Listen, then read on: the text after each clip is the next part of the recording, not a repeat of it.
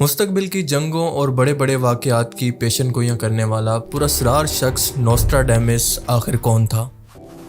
ایک ایسا شخص جس نے نپولین بوناپارٹ کے عروج، ہٹلر کی ڈکٹیٹرشپ، لندن کی عظیم آگ جو کہ 1666 کے اندر لگی تھی، American president John F Kennedy کے قتل اور سپتمبر 11 کے حملے کی اہم پیشن گوئیاں کی تھی جو کہ سچ ثابت ہوئی۔ آج مسلسل امریکہ اور یورپ کے اندر کئی سالوں سے کوئی بھی نیا سال اس شخص کی پیشن گوئیوں کے بغیر شروع نہیں ہوتا، اور یہ پیشن گوئیاں خود نوسٹراڈیمس کے مطابق اس کے علم نجوم یعنی ہمارے سولر سسٹم کے اندر موجود ایسٹرونومیکل باڈیز کی موومنٹ پر ڈیپینڈ کرتا ہے۔ آج امریکہ سمیت یورپ، خصوصاً فرانس اور برطانیہ کے اندر لوگ اس کی پیشن گوئیوں کو بہت زیادہ مانتے ہیں اور اس پر یقین رکھتے ہیں۔ برطانیہ میں خاص طور پر لوگ اس کی تحریروں کو دنیا کی بڑی جنگوں یا پھر یورپ کی سیاست سے جوڑ کر دیکھتے ہیں۔ نوسٹراڈیمس، جس کا اصل نام مشیل ڈی نوسترادم تھا، یہ سن 1503 کے اندر فرانس کے ایک علاقے سین ریمی ڈی پروونس کے اندر پیدا ہوا۔ وہ ایک فرانسیسی فزیشین، کیمسٹ، نجومی اور رائٹر تھا، اور اس نے اپنی زندگی کے ابتدائی حصے کے اندر میڈیکل اور انسان کی بیماریوں پر کام کیا۔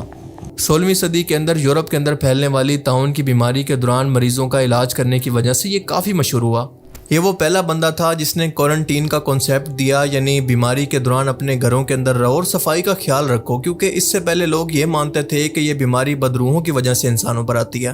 لیکن نوسٹراڈیمس نے کہا کہ تم لوگ صفائی کا خیال رکھو، اور اس کے علاوہ اس نے روز پل نام کی ایک دوائی بنائی جس کے اندر خشک گلاب کے پھول اور جڑی بوٹیاں شامل تھیں۔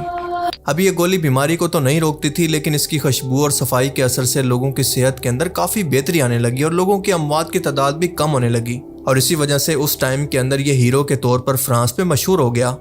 اور کچھ ٹائم کے بعد جا کے اس کی دلچسپی علم نجوم یعنی ستاروں کے علم، ایسٹرونومی اور روحانیت کی طرف بڑھنے لگی، اور اسی وجہ سے لوگوں نے اس کی پیشن گوئیوں کو بھی سیریس لینا شروع کر دیا۔ آپ کو بتاتا چلوں کہ نوسٹراڈیمس کے خاندان کا تعلق یہودی نسل سے تھا، لیکن اس کے والد نے بعد میں کرسچینٹی قبول کر لی، اور اسی لیے نوسٹراڈیمس ایک کرسچن ماحول کے اندر پلا بڑھا۔ اس کی تمام پیشن گوئیاں اس نے سال 1555 کے اندر اپنی ایک مشہور کتاب لیس پروفیٹیز کے اندر لکھی، جس میں اس کے ماننے والوں کے مطابق اس نے مستقبل کے بارے میں سینکڑوں پیشن گوئیاں کی۔ اور یہ کوئی عام کتاب نہیں ہے، بلکہ یہ مختلف چیپٹرز کے اندر تقسیم ہے، جس کو نوسٹراڈیمس نے صدیاں یعنی سینچریز کہا۔ ہر سینچری کے اندر 100 کوارٹرینس لکھے گئے ہیں، اور ایک کوارٹرینس کا مطلب ہے کہ ایک 3 سے 4 مصروں کی ایک نظم، اور اس طرح سے کل ملا کر تقریباً 900 سے زیادہ پیشن گوئیاں اس کتاب کے اندر موجود ہیں۔ اب یہاں سے شروع ہوتی ہے اصل چالاکی، کیونکہ یہ پیشن گوئیاں کسی واضح زبان، سیدھے جملوں کے اندر نہیں ہیں، بلکہ پراسرار، علامتی اور شاعرانہ انداز کے اندر لکھی گئی ہیں۔ نوسٹراڈیمس نے اس کتاب کے اندر کئی زبانوں، مثال کے طور پر لاطینی، فرانسیسی، یونانی اور کبھی کبھی عبرانی زبان کے الفاظ ملا کر ایسے جملے بنائے جو کہ بظاہر سمجھنے کے اندر مشکل تھے، اور اسی ابہام نے اس کتاب کو ایک پراسرار حیثیت دے دی، کیونکہ ہر شخص ان جملوں کو اپنی مرضی کے مطابق کسی نہ کسی واقعے سے جوڑ لیتا تھا۔ اور مزے کی بات یہ ہے کہ جب بھی کوئی واقعہ ہو جاتا تو تب اس پیشن گوئی کو اس کتاب کے اندر موجود کسی نظم سے جوڑا جاتا، یعنی اس سے پہلے پیشن گوئی کرنا ممکن نہیں تھا۔ دنیا کے اندر کوئی بڑا واقعہ ہونے کے بعد اس کتاب پر یقین کرنے والے لوگ اس کی نظموں کو اس پیشن گوئی سے جوڑنے کی کوشش کرتے، مطلب سیم وہی کام جو کہ آج کل سمپسنز کے ساتھ اور بابا ونگا کی پیشن گوئیوں کے ساتھ یہ توم پرست پہلے سے کر رہے ہیں۔ 20ویں صدی کے بعد جب نوسٹراڈیمس کی پیشن گوئیاں انگلش کے اندر ٹرانسلیٹ ہوئی تو یہ توم پرستی امریکہ بھی پہنچ گئی، اور یہ لوگ اس سے اس قدر متاثر ہوئے کہ ہالی ووڈ نے تو اس پر کئی فلمیں، ڈاکومنٹریز اور کتابیں تک لکھ دی۔ مثال کے طور پر 1981 کی ایک بہت ہی مشہور فلم ہے جس کا نام ہے دا مین ہو سا ٹمارو، یعنی وہ شخص جس نے مستقبل کو پہلے سے دیکھ لیا۔ اور ویسٹ کے اندر انہی نیوز چینلز کی کوریج اور ویسٹ کے اندر ہی سوشل میڈیا پر اس کی ہائپ کی وجہ سے ہمارے چند یوٹیوبرز نے بھی اس کو انگلش سے ٹرانسلیٹ کر کے لوگوں کے اندر پراسراریت اور خوف پھیلانا شروع کر دیا، جو کہ بہت ہی خطرناک معاملہ ہے، کیونکہ یہ چیز لوگوں کے ایمان اور ان کے عقیدوں کے اندر بگاڑ پیدا کر سکتی ہے۔ پر سوال یہ پیدا ہوتا ہے کہ اس بندے کی پیشن گوئیوں کی حقیقت کیا ہے، یہ کتنا بڑا فراڈ ہے، اور کیا واقعی علم نجوم کی کوئی حیثیت بھی ہے؟ کیا کوئی شخص مستقبل کو جان سکتا ہے؟ اور اگر کسی طرح سے نوسٹراڈیمس اس علم نجوم کے ذریعے کچھ پیشن گوئی کر بھی سکا تو یہ آخر کیسے ممکن ہو سکتی ہے؟ آئیے سمجھنے کی کوشش کرتے ہیں۔ قرآن مجید بار بار یہ واضح کرتا ہے کہ غیب یعنی مستقبل یا پوشیدہ چیزوں کا علم صرف اور صرف اللہ کے پاس ہے، یہاں تک کہ کسی نبی، ولی، جن یا نجومی کے پاس بھی نہیں ہے، جب تک کہ اللہ کچھ خود نہ بتائے۔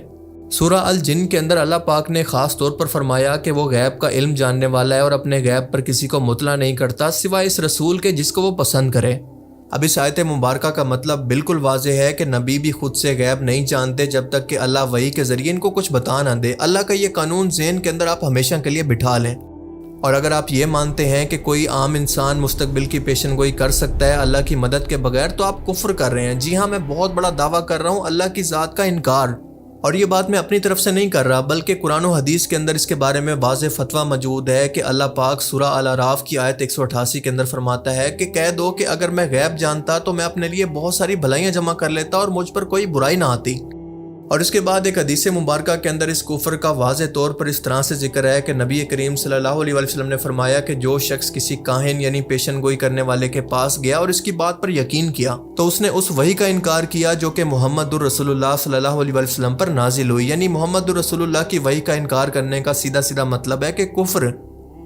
اب قرآن و حدیث کے دلائل سے بالکل واضح ہے کہ جب نبی کریم صلی اللہ علیہ وسلم خود فرماتے ہیں کہ میں غیب نہیں جانتا اور نجومیوں کے پاس جانے والا کافر ہے، تو پھر سوال پیدا ہوتا ہے کہ کوئی عام انسان، کوئی نجومی یا نوسٹراڈیمس مستقبل کے بارے میں کیسے جان سکتا ہے؟ اب ایک بات آپ غور سے سمجھیں کہ ایسا بھی بالکل نہیں ہے کہ نجومی بالکل کوئی پیشن گوئی نہیں کر سکتے ہیں، لیکن وہ کوئی علامی علم نہیں ہوتا، بلکہ وہ شیطانی جنات کا دیا ہوا علم ہوتا ہے۔ اس علم کی کوئی حقیقت نہیں ہوتی، بس وہ لوگوں کو سائیکالوجیکلی طور پر دھوکہ دے کر گمراہ کرنے کے لیے جان بوجھ کر بیان کیا جاتا ہے۔ قرآن کریم میں اللہ پاک فرماتا ہے، جس کا مفہوم ہے کہ اس نے ستاروں کو آسمان کی خوبصورتی اور اس کے علاوہ شیطانی جنات کو مارنے کا ذریعہ بنایا۔ ہاں، ایک تیسرا مقصد بھی بیان ہوتا ہے کہ ستارے راستہ تلاش کرنے کے اندر بھی انسانوں کی مدد کرتے ہیں۔ ان تینوں مقصد کے علاوہ ستاروں کا کوئی مقصد نہیں، یعنی اللہ پاک واضح طور پر فرماتا ہے کہ ستاروں کا، علم نجوم کا کوئی وجود نہیں ہے۔ اس کے بعد فرماتا ہے، جس کا مفہوم ہے کہ ٹوٹتے ستارے کسی نیوکلیر بم کی طرح شیطانی جنات کو زخمی کرتے ہیں، اور کچھ جنات ایسے ہیں جن کو اللہ نے یہ خاصیت دی ہے کہ وہ آسمان پر اتنا اونچا اڑ سکتے ہیں کہ وہاں پر فرشتوں کی ہونے والی گفتگو کو کان لگا کر سننے کی کوشش کرتے تھے، اور پھر ایک سچی بات کے اندر کئی جھوٹی باتیں ملا کر لوگوں کو بتایا کرتے۔ اور وہ یہ محنت بلا وجہ نہیں کرتے تھے، بلکہ اس لیے کرتے تھے کہ ان پیشن گوئیوں کی وجہ سے لوگوں کا ایمان اللہ پر کمزور ہو، لوگ انسانوں اور جنات کو بھی غیب کا علم اور مستقبل کا علم جاننے والا مانے، اور اس طرح سے انسان کے اندر کفر و شرک پھیلنے لگے، جس طرح سے سلیمان علیہ السلام کے دور کے اندر جادو کے ذریعے انسانوں کو آزمایا گیا۔ لیکن جب رسول اللہ صلی اللہ علیہ وسلم پر وحی کا سلسلہ شروع ہوا تو جنات کے لیے یہ راستہ ہمیشہ کے لیے بند کر دیا گیا، اور اس کے بعد جو بھی جن اس راستے پر جاتا تو ایک ستارہ ٹوٹ کر اس شیطانی جن کو زخمی کر دیتا ہے۔ اور اس بات کا ذکر قرآن کریم کی سورہ الصافات اور سورہ جن کے اندر موجود ہے۔ لہٰذا اب کوئی شخص غیب کی خبریں جاننے کا دعویٰ نہیں کر سکتا، بس شیطانی جنات ماضی کا جو وقت گزر چکا ہے اس کی خبریں انسانوں کو دے سکتے ہیں۔ اور اسی چیز کو لے کر آج کل کے عاملین اور جادوگر آپ کو دھوکہ دیتے ہیں، اور اسی وجہ سے جب بھی کوئی عامل یا جادوگر کے پاس آپ جاتے ہیں تو وہ آپ کا نام، پتہ اور آپ کی وہ پرسنل باتیں جو کہ صرف آپ کو پتہ تھی وہ بتا سکتا ہے، کیونکہ آپ کا قرین اس شیطانی جن کو یہ باتیں بتاتا ہے، اور وہ شیطانی جن اس عامل کو۔ اور کمزور ایمان کے لوگ اس سے متاثر ہو کر اس کو بزرگ سمجھ کر، غیب کا علم جاننے والا سمجھ کر دھوکہ کھا بیٹھتے ہیں۔ یعنی علم نجوم جیسی کوئی چیز ایگزسٹ نہیں کرتی، یہ صرف ایک دھوکہ ہے جو کہ لوگوں کو دیا جاتا ہے، بلکہ حقیقت میں یہ علم شیطانی جنات کی طرف سے لوگوں کو گمراہ کرنے کے لیے پھیلایا جاتا ہے، جو کہ اتفاقاً جا کر کسی چیز سے میچ کر جائے تو لوگ اس پر یقین کرنے لگتے ہیں۔ اور جہاں تک نوسٹراڈیمس کا تعلق ہے تو وہ خود ایڈمٹ کرتا ہے کہ وہ پیشن گوئیاں کرنے کے لیے ایک روحانی عمل کیا کرتا تھا، کیونکہ وہ رات کے وقت اپنے کمرے کے اندر اکیلا بیٹھتا، اپنے سامنے پانی یا شیشہ رکھتا اور آسمان یا چاند کی طرف دیکھ کر گہرے مراقبے کے اندر چلا جاتا۔ اور کہا جاتا ہے کہ وہ اسی کیفیت کے اندر کافی روحانی مناظر یا پھر تصویروں کو دیکھتا تھا، جس کو وہ بعد میں شاعرانہ شکل کے اندر لکھ دیتا۔ اب یہ تمام باتیں واضح طور پر یہ بتا رہی ہیں اور صاف صاف بتا رہی ہیں کہ وہ کوئی شیطانی جن کے ساتھ رابطے میں تھا، جس کو وہ اس طرح کے گمراہ کن علم لوگوں کو گمراہ کرنے کے لیے سکھایا کرتا، اور اپنے اس گمراہ کن علم کو اس نے ایسٹرولوجی سے جوڑ دیا، یعنی ستاروں کی حرکتوں کو انسانی تاریخ اور آنے والے حالات سے جوڑ دیتا، جیسے چارلس ڈارون نے انسانوں کو بندروں کی اولاد کہہ کر ایوولوشن کے نام پر گمراہ کرنے کی کوشش کی، تو اسی طرح سے نوسٹراڈیمس کو ایسٹرونومی کا نام لے کر، یعنی علم نجوم کا نام لے کر لوگوں کو گمراہ کرنے کا ٹاسک شیطان کی طرف سے دیا گیا۔ اور میں ایسا اس لیے کہہ رہا ہوں کیونکہ بات یہاں تک پہنچ گئی تھی کہ یورپ کے اندر لوگ اس کو روحانی نبی بھی ماننے لگے تھے۔ No one has seen them more clearly than the world's most famous prophet, Nostradamus. اور اسی وجہ سے اس کی موت کے بعد اس کی کئی پیشن گوئیاں مختلف تاریخی واقعات سے جوڑ دی گئی۔ مگر آپ کو بتاتا چلوں کہ یہ کوئی پیشن گوئیاں نہیں تھی، بلکہ صرف ایک اتفاق تھا جس کو جان بوجھ کر توڑ مروڑ کر ان لوگوں نے زبردستی ان پیشن گوئیوں پر فٹ کر دیا۔ کیونکہ نوسٹراڈامس نے بہت چلاکی کے ساتھ ان کو ایبسٹریکٹ معنوں کے اندر لکھا تھا کہ جس کا دل کرے مستقبل کے اندر وہ اپنی مرضی کا مطلب اس سے نکال کر میرے تصوراتی خیال کو سچ ثابت کر دے، اور اس کی امیدوں کے مطابق آج گمراہ کن لوگ یا توہم پرست لوگ بالکل ایسا ہی کر رہے ہیں۔ اب میں آپ کو اس کی ایک مثال بھی دے سکتا ہوں۔ مثال کے طور پر اس کی ایک مشہور 4 مصروں والی نظم ہے جس کے اندر اس نے ہٹلر کا ذکر کیا۔ بعد میں ان توہم پرست لوگوں نے اس کو ہٹلر سمجھ لیا، لیکن ریسرچرز کی ریسرچ کے مطابق ہٹلر دراصل اس زمانے کے اندر دریائے ڈینوب کے علاقے کا پرانا نام تھا، اس لیے یہ صرف ایک محض اتفاق سے زیادہ کچھ نہیں ہے۔ اور بالکل اسی طرح سے دوسری کئی پیشن گوئیاں بھی بعد میں مختلف انداز کے اندر بیان کی گئی تاکہ وہ مشہور تاریخی واقعات سے میل کھا سکیں، اور اس لیے زیادہ تر ریسرچرز کے مطابق یہ صرف محض ایک دھوکہ ہے، کیونکہ اس کی پیشن گوئیاں جان بوجھ کر اس قدر مشکوک تھی کہ ان کو کسی بھی واقعے پر آسانی سے فٹ کیا جا سکتا ہے۔ یعنی اگر کوئی بڑا واقعہ، کوئی حادثہ، جنگ یا سیاسی تبدیلی ہوتی ہے تو لوگ اس کی کتاب سے ایسے جملے نکال لیتے ہیں جو کہ کسی نہ کسی پہلو سے اس واقعے سے ملتے جلتے لگیں۔ اس کے علاوہ کہا جاتا ہے کہ وہ سال 1566 کے اندر فوت ہوا، یعنی 1566 کے اندر، اور اس نے اپنی موت کی تاریخ بھی خود بتا دی تھی، اور حیران کن طور پر وہ اسی دن فوت بھی ہوا۔ لیکن آپ کو بتاتا چلوں کہ اس واقعے کے بارے میں کوئی بھی مستند تاریخی ثبوت موجود نہیں ہے، یہ صرف ایک افواہ ہے۔ آج بھی اس کی کتاب لی پروفیٹیز دنیا بھر کے اندر بیچی جاتی ہے، اور ہر نیا سال آتے ہی میڈیا اور لوگ اس کی تحریروں سے نئی پیشن گوئیاں نکالنے کی کوشش کرتے ہیں کہ اس سال ان کا سال کیسے گزرے گا۔ اب ظاہر ہے کہ یہ سب کچھ بزنس کے لیے کیا جاتا ہے، یعنی میگزین بیچ کر، اور اس کے علاوہ ٹی وی کمپنیاں یا پھر کوئی سوشل میڈیا کی کمپنیز اپنی ریٹنگ کے لیے ایسا کرتی ہیں، کیونکہ وہ انسان کی سائیکالوجی کو اچھی طرح سے سمجھتے ہیں کہ انسان اپنے مستقبل کو جاننے کے لیے ہمیشہ تجسس میں رہتا ہے، بے چین رہتا ہے، اور دوسری چیز ہے خوف کہ مستقبل کے اندر اس کے ساتھ کیا ہونے والا ہے۔ اور یہ تینوں چیزیں مل کر ان پیشن گوئیوں کو، یا پھر یوں کہیں کہ الفاظ کے ہیر پھیر کو، کچھ لوگوں کے لیے شاید کوئی پراسرار علم تو بنا دیں،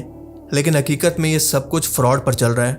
جس کی نہ کوئی سائنٹیفک حقیقت ہے اور نہ ہی کوئی مذہبی امپورٹنس۔ اللہ تعالیٰ سے دعا ہے کہ وہ ہمیں سمجھنے کی اور نیک عمل کرنے کی توفیق عطا فرمائے، آمین۔